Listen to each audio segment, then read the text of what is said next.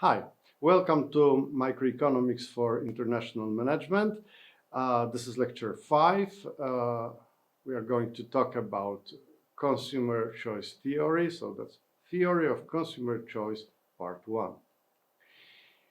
Before we actually start talking about consumer choice, we will start from the more fundamental question. The theory of value.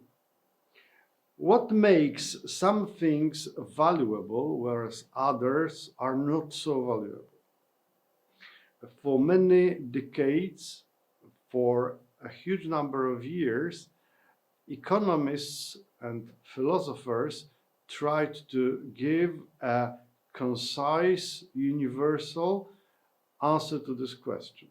Where does value come from? And this question seems to be quite difficult to answer. Take into account the well-known paradox of water and diamonds. For most of us, diamonds are something very valuable. In normal circumstances, in normal situation, water is not.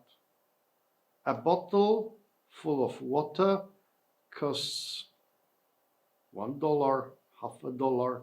It doesn't cost much. The same bottle filled with diamonds is a fortune. On the other hand, there are millions, billions of people who live their lives without having any diamonds. And you can do that. You can survive without the diamonds, but you will not survive without water. You will not survive more than, let's say, 7 days. So again, if water is so useful and diamonds are not, why are they much more valuable than water? And why, after 3 days spent in the desert without water, if you had the choice of having a glass of water or a glass of diamonds, you would probably choose the glass of water. Strange, isn't it? If we want to understand how consumers make their choices, we need to understand where value comes from, because people tend to choose more valuable things over those that are less valuable. The main two approaches in the past were based on costs and labor. And we owe those two approaches to a great extent to those two gentlemen here, Professor Adam Smith of Scotland and Karl Marx. Classical economics was based on the idea that value comes from costs. If producing something costs a lot, then this is valuable. So costs that are paid create the value. And that seems to be very reasonable in many cases. Think of a 4-bedroom apartment. In order to build such an apartment, a lot of money must be paid. Costs are quite big. And consequently, the value is also big. The diamonds that I mentioned, well, it's not very easy to find a diamond. So actually, it requires a lot of effort from many people to find diamonds. So that means a lot of costs. And diamonds are valuable. There are, however, cases where costs cannot explain the differences in value in a proper way. The 2 bottles of wine case is a good example. Imagine 2 bottles of wine from the same vineyard. The only difference between those 2 bottles is the fact that this one comes from the year that was very good for grapes and it was a very good year for making wines. Wines from this particular year are particularly good, tasty, full of flavor. This bottle comes from the year where climate conditions were not that good. Therefore, the taste of this wine is also not that good. If you think of the costs that were incurred over this year and over that year, there is no difference. However, the value of those 2 bottles is different because people who know wine well, they know that wine from this year is better and this one is worse. Therefore, the value here is bigger and the value here is smaller. Hence, costs are the same, values are different. Ergo, value does not come from costs. What does it come from then? Karl Marx is well known from his focus on labor. According to the Marxian economy, human labor is the primary source of value. Things that require a lot of human labor, these are things that are valuable. There could be a link here, obviously, because costs and labor could be linked in the sense that a lot of labor requires or generates quite a lot of costs. So again, looking at the Marxian explanation for value origin, we could take this example of this 4-bedroom apartment. It not only requires a lot of costs, according to Adam Smith, but also requires a lot of labor, and that would be the way that Karl Marx would look at the problem. Labor, however, cannot offer us a complete explanation to the question where the value comes from. Look at the example of a Christmas tree. In the period before Christmas, we tend to buy a Christmas tree. Most people do it a few days before Christmas, actually. And for the Christmas tree of that size, for instance, we need to pay some money. Let it be $20, $50.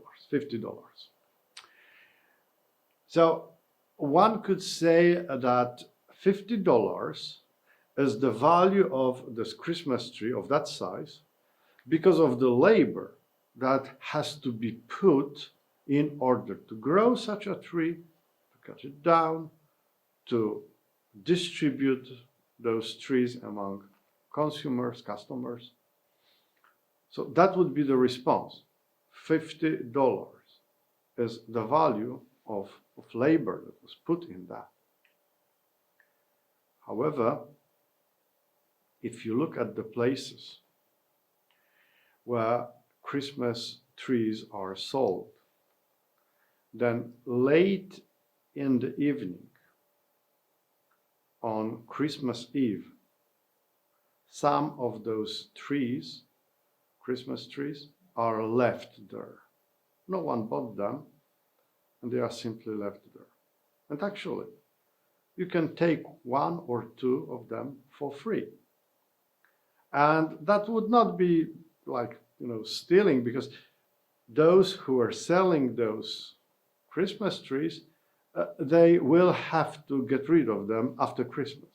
So the Christmas Eve, when the evening comes, they leave them there, but after Christmas time, they would have to take care of them. If you take one or two of those Christmas trees that are left there, you simply make it easier for them to clean it up.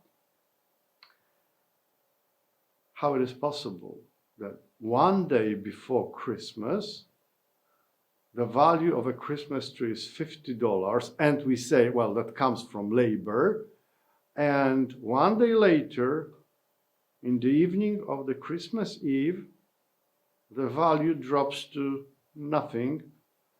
Well, the labor does not disappear. So what happens to the value?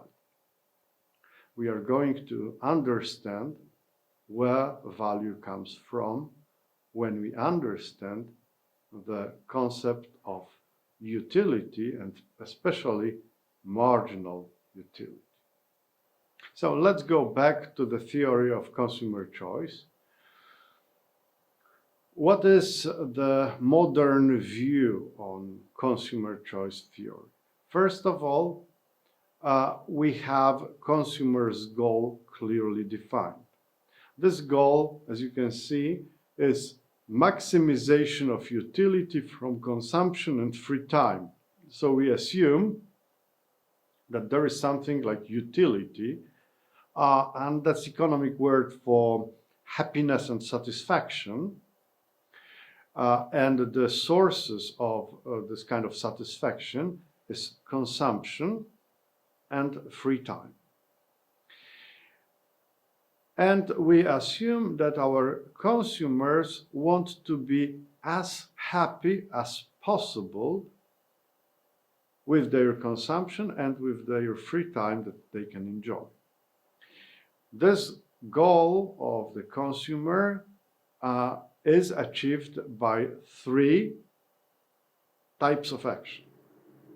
First of all, consumers have to choose the right structure of current consumption. Meaning, if they consume a number of things, they need to find the right proportions, the proportions of consumption that would put their utility at the maximum level. So if you spend your money on various things, make some priorities and set some proportions so that the money that you spend buys you the highest level of happiness, the highest level of utility. Actions number 2. Set the right proportion between your free time and work. This is kind of difficult, obviously, because on one hand, we know that one of the sources of utility is consumption. For consumption, you need money.